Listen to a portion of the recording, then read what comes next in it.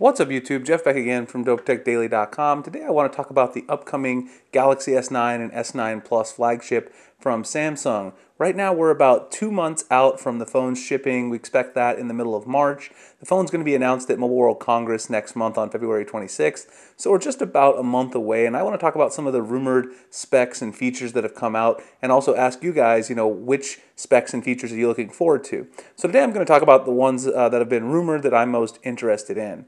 Now, first of all, we do know that the Galaxy S9 is going to be an iterative update, so you guys can see my Galaxy S8 Plus right here. The actual overall design is going to look very similar to the S8 and the S8 Plus. One thing that we do expect to see is that the actual front bezels are going to be further reduced to somewhere around 90% screen-to-body ratio, which is just crazy. That should be very interesting, and I'm definitely looking forward to seeing how that looks. I'm also a little concerned because reducing those bezels to such a ridiculous amount is going to make the phone a bit hard to hold in landscape mode. I already find that a little bit tricky with some of these extra tall aspect ratio phones. Now, the next thing that we really expect to see, and of course this is almost guaranteed, is that the fingerprint sensor location is going to be changed. One of the things that I hated the most, and also pretty much every tech reviewer I think that reviewed the Galaxy S8 and the Note 8, we really did not like the fingerprint sensor placement, and it was apparently last year a last-minute decision by Samsung to place it in this weird spot here in the top corner, which makes it pretty difficult to reach when unlocking your phone. Now, we expect to see the actual fingerprint sensor being placed below the camera in a more centered position on the back, which will make it more easy to access. What I would really like to see personally is the fingerprint sensor embedded in the display. That would be a great option. We saw some prototypes of that from a couple of manufacturers at CES, and it appears to work great, but it's still early days, and Samsung's probably not going to put that in the Galaxy S9. We're probably going to need to wait until the Galaxy Note 9 if we want to see that kind of technology.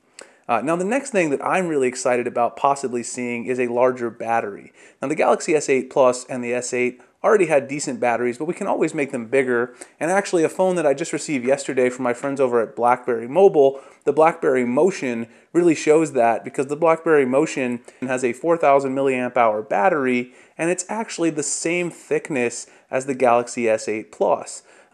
It's difficult to tell on camera, but they actually have the same thickness. If you check out their specs page, they're rated to the same thickness. So is there a reason to keep putting smaller batteries in here? Possibly because of the curved side, some design change, things like that. Obviously, Samsung has to make some compromises to achieve their specific design language, but I would personally like to see much closer to 4,000 milliamp hours in the S9 Plus. Obviously, the smaller S9 isn't going to have anywhere near that.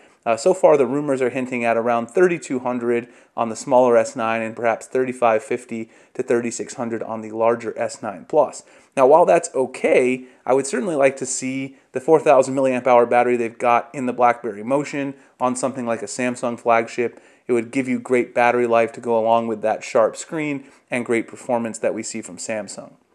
Now, the final thing that we're expecting to see is actually a change to the camera. On the Galaxy S9, we actually are going to see a single camera sensor setup, apparently, but on the S9 Plus, you'll have a dual camera setup, but both of those are going to have an adjustable aperture lens on the main camera.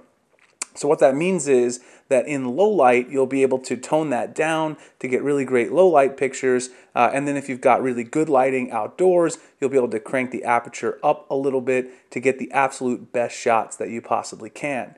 Now, I think this is one of the most interesting and innovative things in smartphone camera tech that we've heard about for a while, and I think it'll be very interesting. I'm definitely more excited about this than I am about the whole dual camera craze that we saw in 2017.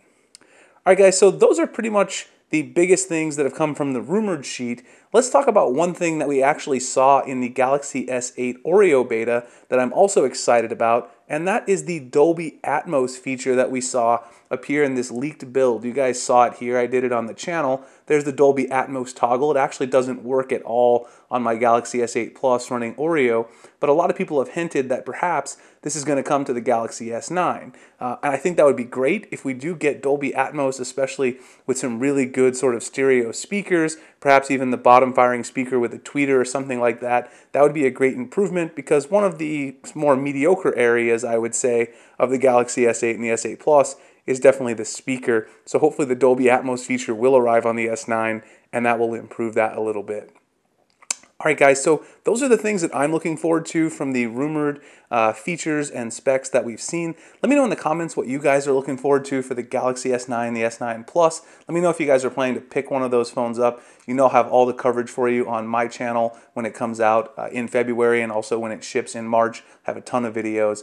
Hope you guys enjoyed this one. Please like, comment, subscribe, hit the notification icon so I can make future videos like this. Find me at dopetechdaily.com. Google+, Instagram, and Twitter at the links in the description. You can also find me writing at gadgethacks.com about Android. I appreciate you guys checking out this video, and I'll see you in the next one. Thanks a lot for watching.